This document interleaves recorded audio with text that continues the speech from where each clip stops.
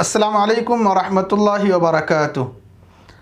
कुरान करीम की क्लास में आप सबका इस्तकबाल है। बहुत खुशी हो रही है ये बताते हुए कि कुरान करीम के जो बेसिक फार्मूले थे हमने कंप्लीट कर लिए हैं और कुरान करीम के पढ़ने के जो कवाइद थे वो कवाइद हमने याद कर लिए हैं। एक एतबार से देखा जाए तो नूरानी कायदा हम कंप्लीट कर चुके हैं। अब बस 25, 26, 27, 28 तख्तियाँ हैं, यानी 4 तख्तियाँ बाकी हैं और इन चारों तख्तियों में कुछ बातें हैं 25 और 26वीं तख्ती में जो आपको बताई जाएंगी और 27, 28 जो तख्ती है वो एक प्रैक्टिस है। आपने जो कुछ पढ़ा है उसका ख़ुलासा उन तख्तियों में मौजूद होगा। तो हमने जो कवाइद और जो फार्मूले थे कंप्लीट कर लिए हैं। आज की जो हमारी तख्ती है तख्ती नंबर 25 है। नूरानी कायदा ओपन कर लें और पेज नंबर 47 पर देखें। इस तख्ती में क्या बताया जा रहा है, क्या फार्मूला है? फार्मूला वगैरह कुछ नहीं, अंग्रेज़ी में कुछ वर्ड्स हैं, कुछ हरूफ हैं जो जुमलों में लिखे तो जाते हैं पढ़े नहीं जाते। अक्सर व बेशतर साइलेंट होते हैं। जैसे नाइट लिखा जाता है NIGHT, ऐसे ही होता है, लेकिन यहाँ पर जो जी और एच है वो साइलेंट होता है। तो इस तरह के कुछ हरूफ अंग्रेज़ी में हैं जो लिखे तो जाते हैं लेकिन पढ़ने में साइलेंट होते हैं। इसी तरह कुरान करीम में भी है 3 हरूफ अलिफ या वाव। ये 3 हरूफ ऐसे हैं कि कुरान करीम में जगह जगह ये लिखे हुए तो मिलेंगे लेकिन इनको पढ़ा नहीं जाएगा। वो कौन से मकामात हैं जहाँ पर अलिफ या वाव लिखे हुए हैं पढ़ा नहीं जाएगा? उन्हीं को इस तख्ती नंबर 25 में जमा किया गया है और आपको समझाया जा रहा है। देखिए क्लास। और एक बात यह है कि कुरान करीम में जहाँ पर अलिफ या वाव ज़ायद हैं पढ़े नहीं जाएंगे, उन पर निशान भी लगा हुआ है कि भाई ये नहीं पढ़ेंगे। जैसे यहाँ पर भी देखें, आज की क्लास को देख लें।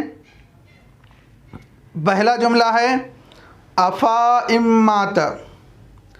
लिखने का भी तरीक़ा मौजूद है और पढ़ने का तरीक़ा भी मौजूद है। ऊपर लिखने का तरीक़ा है अफ़ा, हमज़ा ज़बर अ, फ़ा अलिफ ज़बर फ़ा, अफ़ा, हमज़ा मीम ज़ेर इम, अफ़ा इम, मीम अलिफ ज़बर मा, अफ़ा इम्मा, ता ज़बर त, अफ़ा इम्मा त, अफ़ा लिखा हुआ है।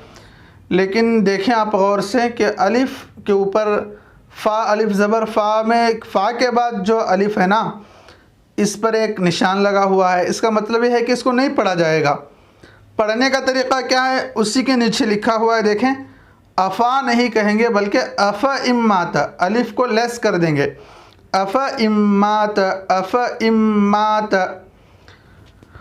दूसरा जुमला देख लें। लिखने का तरीक़ा है ला इलल्लाहि, ला इलल्लाहि। लेकिन पढ़ने का तरीक़ा यह है कि लाम के बाद जो अलिफ है वो साइलेंट होगा, सिर्फ ल पढ़ा जाएगा। ल इलल्लाहि, ल इलल्लाहि, ल इलल्लाहि। तीसरा जुमला है अनतबू आ, अनतबू आ। हमज़ा के बाद में अलिफ लिखा हुआ है लेकिन वो पढ़ा नहीं जाएगा, इस पर भी निशान लिखा हुआ है। और पढ़ेंगे अनतबू अ, अनतबू अ। इख्फा भी करें आप, मद को भी खींचें।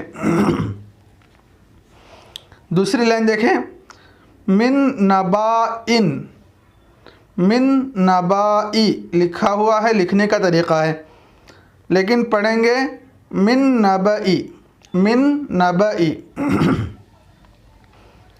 आगे का जुमला मलाइही लिखा हुआ है, लाम के बाद अलिफ है लेकिन वो अलिफ नहीं पढ़ा जाएगा। पढ़ने का तरीक़ा है मलाइही, मलाइही। आप हिज्जे भी करते जाएं, हिज्जे के साथ आप पढ़ लें।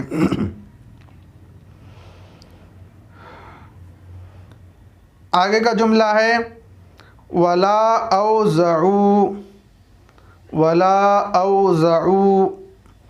तो लाम के बाद जो अलिफ है वह साइलेंट होगा, पढ़ेंगे वला, ला नहीं कहेंगे बल्कि वला औज़ऊ, वला औज़ऊ।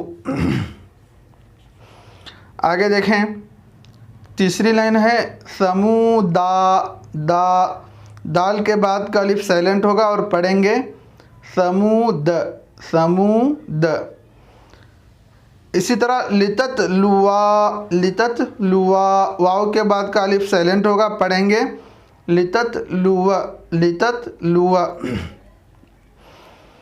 आगे लन नदउवा लिखा हुआ है, आइन पेशु वाव अलिफ ज़बर वा, लेकिन वाव के बाद का अलिफ साइलेंट होगा, लन नदउवा। कुरान करीम में जहाँ कहीं भी अलिफ या वाव नहीं पढ़े जाएंगे ना, वो सब इस तख्ती में जमा किए गए हैं। और जो कुछ भी मैं पढ़ा रहा हूँ नीचे देखे पा, पा लिखा हुआ है, पा। अगर उर्दू आती है तो आपको समझ में आएगा। पा यानी पारा, कौन से पारे में है? लन नदउवा, कौन से पारे में लिखा हुआ है? पारा नंबर 15 और रुकू नंबर 14 में ये मौजूद है। तो जहाँ कहीं भी ये है ना, उस पर तो निशान बना हुआ है, जहाँ पर निशान बना हुआ है आप वहाँ पर अलिफ या वाव को न पढ़ें। लास्ट लाइन देखें इस सफ़े की, लिशा ई, लिशा इन लिखा हुआ है, लेकिन शीन के बाद का अलिफ साइलेंट होगा, पढ़ेंगे लिशई इन, लिशई इन। आगे लाकिन्ना लिखा हुआ है, नून के बाद का अलिफ साइलेंट होगा, लाकिन्न, लाकिन्न पढ़ेंगे। लास्ट जुमला देख लें, ला अज़बहन्नहु लिखा हुआ है, यानी लाम के बाद अलिफ है, ला है, लेकिन ला नहीं पढ़ेंगे, लाम के बाद का अलिफ साइलेंट होगा, लअज़बहन्नहु, लअज़बहन्नहु इस तरह पढ़ेंगे। तो आज के लिए इतना काफ़ी है। इंशाल्लाह कल की क्लास में हम इस तख्ती को भी कंप्लीट कर लेंगे। आपसे गुजारिश है कि आप आगे का सफ़ा भी खुद ही समझकर खुद ही पढ़ लें, ताकि जब क्लास आएगी कल की तो आपको बहुत आसानी के साथ ये क्लास भी समझ आ जाएगी। अल्लाह तबारक व तआला हमारे पढ़ने और पढ़ाने को कबूल फरमाए। अस्सलामु अलैकुम व रहमतुल्लाहि व बरकातुहू।